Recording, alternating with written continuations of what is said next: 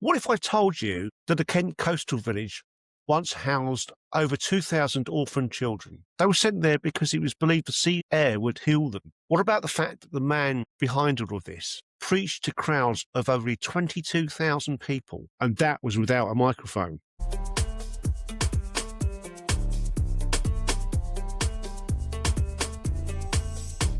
Welcome back to Peace Unplugged. This is the podcast that uncovers the hidden history of Birchington-on-Sea and the Isle of Thanet. And today's episode is about the historical character Charles Haddon Spurgeon and about Spurgeons Homes, a place that is literally 2 minutes away from where I live. We're going to look at the legacy of some of the streets and roads around Birchington. So who was Charles Haddon Spurgeon? Well, he was born in 1834 in Calverton in Essex. Charles Haddon Spurgeon was incredibly the eldest of 17 children. His father was a Calvinist minister. The household wasn't just full of faith, it was actually practiced as a business. By the age of 19, Charles Spurgeon was preaching at New Park Street Chapel in Southwark, and he became incredibly popular, so much so that London had to build the Metropolitan Tabernacle at the Elephant and Castle, with seating for up to 5,000 people, and that was just to hold his congregations. Here's a little-known fact that stopped people in their tracks. In 1856, Spurgeon preached to 23,634 people at the Crystal Palace. That was without a microphone. There was no amplification. There were no speakers, just his voice trained to fill that glass cathedral. The size of a small town. I imagine him to be a rather large gentleman with a booming voice. He became known as the Prince of Preachers, and he was highly influential among Christians of various denominations right up to this day. The part of his story that connects directly to our corner of Kent didn't begin with a sermon. It began with a prayer and a very large check. During one of his evening prayer meetings, Spurgeon prayed for guidance on how to help children that were suffering under the conditions of Victorian London. In fact, the whole of England. This was the world of Charles Dickens when he was writing about Oliver Twist. It was the world that many people were living in. In 1866, a widow named Anne Hilliard read Spurgeon's appeal and offered a donation. She offered, remarkably, £20,000. That's the equivalent today of about 1.5 million. Spurgeon was so astonished at this, he wondered whether she'd added an extra naught by accident on the cheque, but she hadn't. That single act of generosity became the seed of an organisation that would eventually shape this little corner of Birchington-on-Sea. This is where Peace Unplugged's core theme, that is heritage and well-being, becomes impossible to ignore. The first Spurgeons Homes opened in Stockwell, London in 1867. But a large number of children arriving there were already very poorly, so the decision then was to open a home on the coast. This is where they could enjoy the sea air and rebuild their strength. That single decision, the sea itself, could be part of the child's recovery. It's essentially Victorian wellbeing science, and this was long before blue space therapy became the buzzword in modern mental health research. Spurgeon's trustees were already acting on instinct. They realised that the coastal air, the open skies, and the rhythm of the tide could restore a child's failing health. That's mind, body, and spirit. This is a theme I keep coming back to in these podcasts. Thanet's coastline has been quietly healing people for well over a century. Belief first brought the charity to Cliftonville near Margate in 1899. So this appears to be 205 North Down Road to Cliftonville. And according to the research I've done this morning, it is the building of Spurgeons. Where children were brought down from London to experience the sea air. Thanet. It's now a hostel. Just on the edge is the entrance that says 205. That's where Spurgeon's seaside homes first opened, and that was the inspiration of Thomas Spurgeon, Charles's brother. It served as both a children's home and a convalescent retreat. And here's a fact that will make you look twice the next time you walk up North Down Road in Cliftonville. The original building still stands at number 205. That's currently above a Costa restaurant. It's said that if you look closely below the gable, you can still make out the faded lettering, Spurgeon's Seaside Home. I have to say I went out today to go and observe this building. I couldn't see where there could have been lettering there. The upper part of the building looks like it needs some tender loving care, to be honest. This wall along here is the border to where the Spurgeons Homes were. Many trees growing along here, many more than there used to be. So this is now the Birch Hill estate. First road is Charlesworth Drive, and here's the dedication stone.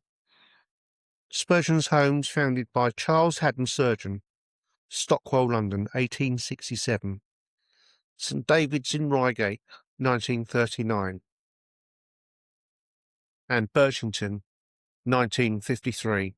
Now let's get to the heart of this story. That is in fact Birchington Hall. That building gave Spurgeon's Homes its permanent base in the village. But before Spurgeon ever arrived, this building had already lived several secret lives. The site on Canterbury Road, Birchington, stretching out over Park Road and Park Lane apparently, well, it's believed to date back to a dwelling called Scott's Down as early as 1560. From 1620, it was owned by the Friend family for 230 years. It was later enlarged and it was renamed Birchington Place. That was during the mid-1700s. There was then an unfortunate renovation that occurred. The entire building was covered in white stucco, hiding the original brickwork and disguising just how old the house really was. By the 1870s, the new owners, Thomas and Susan Gray, gave it a name that we now associate with the site. That is Birchington Hall. Moving right into the estate now. I'm not certain whether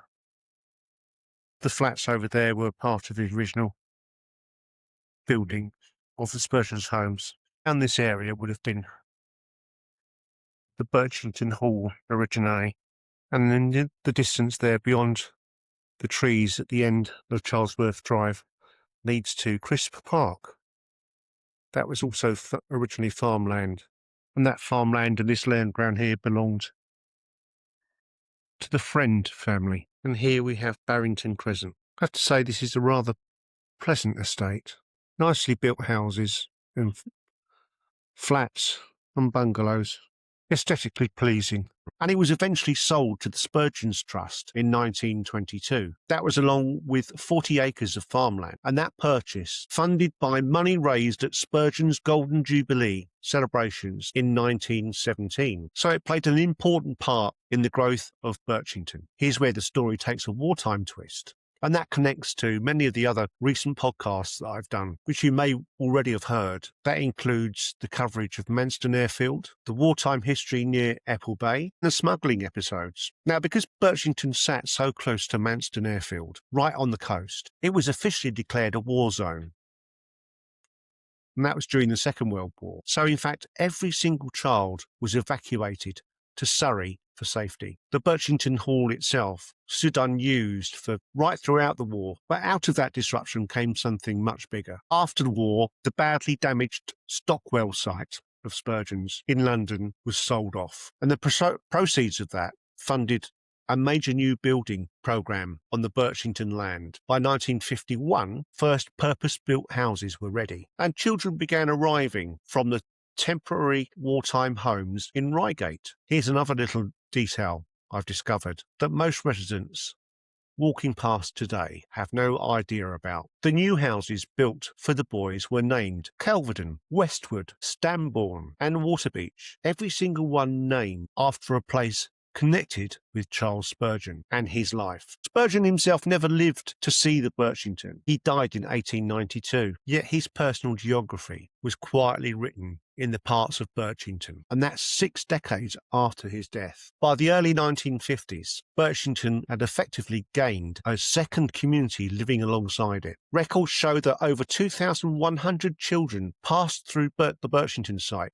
between 1923 and 1978. In fact, I remember when attending schools locally, many of my classmates were in fact orphans from the Spurgeons Homes. Spurgeons Homes at its peak in the early 1960s. More than 200 children were resident at any given time. And this wasn't an isolated institution behind high walls. The children, as I stated, attended the local schools. That's Birchington Primary School, King Ethelbert's, Dane Court, Clarendon House, and Chatham House. They joined the village scouts and the Girls' Brigade. On hot summer days, they were driven by minibus down to Apple Bay, West Bay and Minnis Bay for activities like rock pooling and swimming. They in fact had their own beach hut at Minnis Bay. If you'd listened to my Minnis Bay smuggling episode, you'll know that stretch of coast has worn many hats over the centuries. Smuggler's Landing Point, Wartime Lookout, and for a generation of Spurgeon's children, the site of some of the happiest days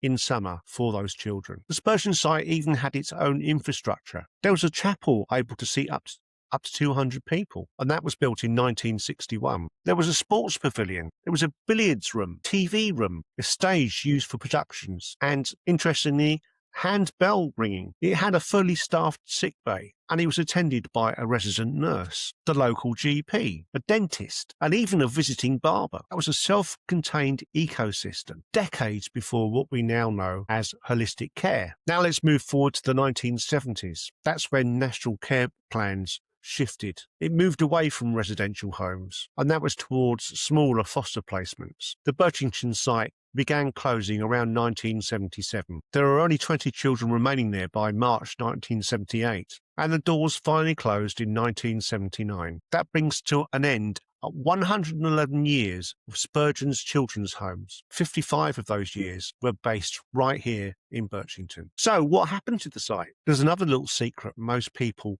drive past without even knowing. The old houses were converted into 36 self-contained flats, and 2 of the roads were deliberately named. That is Charlesworth Drive, after Reverend Vernon Charlesworth, the first headmaster of the Stockwell Boys' Home, and Barrington Crescent, after the Girls' Orphanage on Barrington Road in Brixton. If you ever walk onto the Birch Hill estate today, and I still call it the Spurgeons estate, look for the stone plaque near the entrance. It was originally mounted inside Spurgeons in Birchington, and it recalls the founding of the homes in Stockwell, Reigate, and Birchington by Charles Haddon Spurgeon himself, quietly relocated by residents who wanted that history preserved rather than demolished along with the other buildings. What strikes me most about this story isn't the scale of it, though 2,100 children passing through a single Kent village is quite staggering. What's interesting is the instinct behind it. Over a century before, researchers